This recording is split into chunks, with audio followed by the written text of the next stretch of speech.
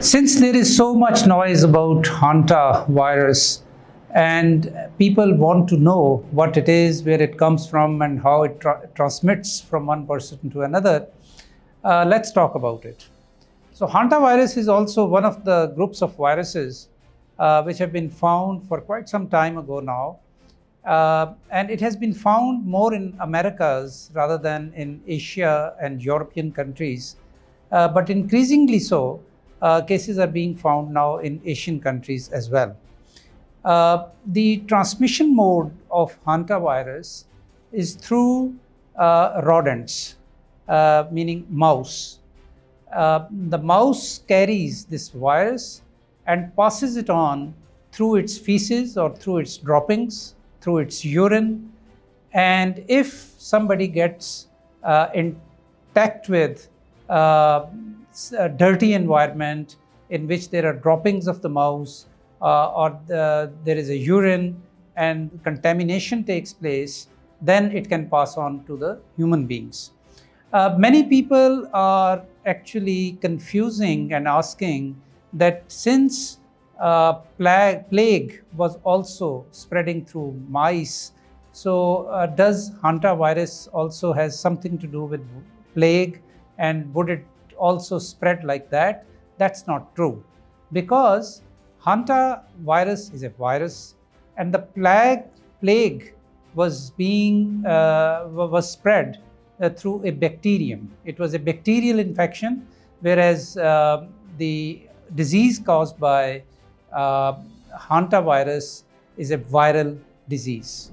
Obviously, we should be concerned about it in order to understand it and in order to protect ourselves from it, which means basically that we have to be away from any such environment where there are rodents, where there is dirt because of mouse, and we should be practicing infection prevention and control measures, which in simplest form means keep the environment clean so that you do not get in touch with mouse droppings and urine.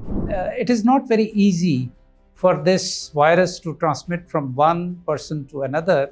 It's not like COVID, it's not like measles, it's not like influenza, but since it requires a rodent in between, so a person has to be in very close in touch with somebody who has this infection for a longer period of time in order to contract this disease from the other person. Once you develop this disease, which means that once this virus has entered your body, then obviously one need to also understand that what will be the signs and symptoms of the disease. So the signs and symptoms of Hantavirus disease are very non-specific, by which I mean that they are very common signs and symptoms of any viral disease. You can have headache, you can have body aches, you can have lethargy, you can have nausea and vomiting, and gastrointestinal disturbances. It starts like this, and that's why it is very difficult to pinpoint the disease in the beginning unless it is tested.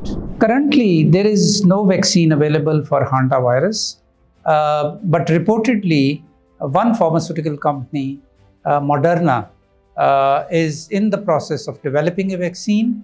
At what stage of development that vaccine is not very well known, and there is no specific medicine or antiviral medicine which can be used to treat Hantavirus disease. It is an airborne disease, but in a very specific and peculiar way.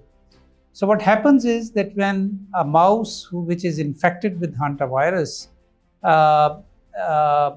defecate, or we have its droppings or it urinates, and if it gets mixed with the soil there, and then the soil becomes part of the air, and you can breathe that air, this can then enter in human beings this way.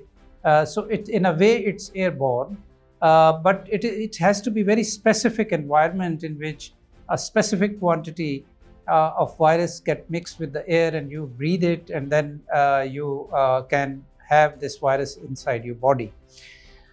In terms of its signs and symptoms, Of course, when the disease begins, it is very non-specific signs and symptoms, like any other viral infection, which means that you can have headaches, you can have gastrointestinal troubles, you can have vomiting, you can have nausea, you can have lethargy and body aches.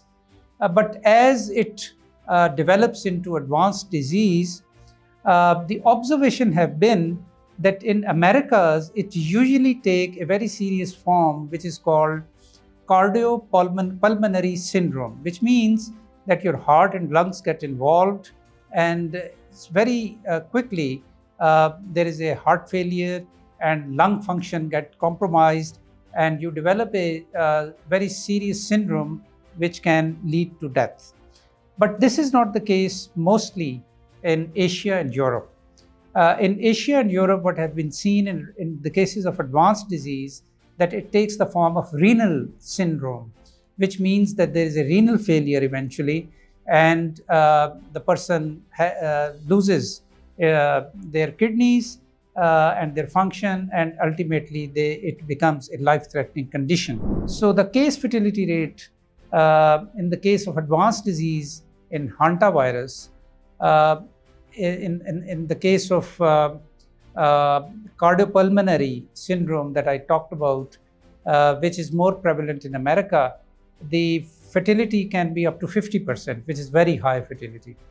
But in case of renal syndrome, which is more seen in Asia and Europe, the fertility rate is between 1 to 15%, which still is very high, but much less than what is being observed in Americas. The National Institute of Health of Pakistan, which also houses the Center for Disease Control, I have confirmed with them there is not a single case which has been identified of hantavirus in Pakistan to date. One thing we also have to understand is that since it is common among rodents, and sometimes the mouse actually also travel with the ships in their basements. This was the case also with the plague when it spreaded from harbors to inside cities through mice. So the most probable entry of hantavirus in the country would be through ships. So one has to be very vigilant about areas around harbors where the ships come from other countries, and if they have mouse and if they are infected, they can become a source of infection in those countries. So our border health staff must be very vigilant in this regard. Thank you.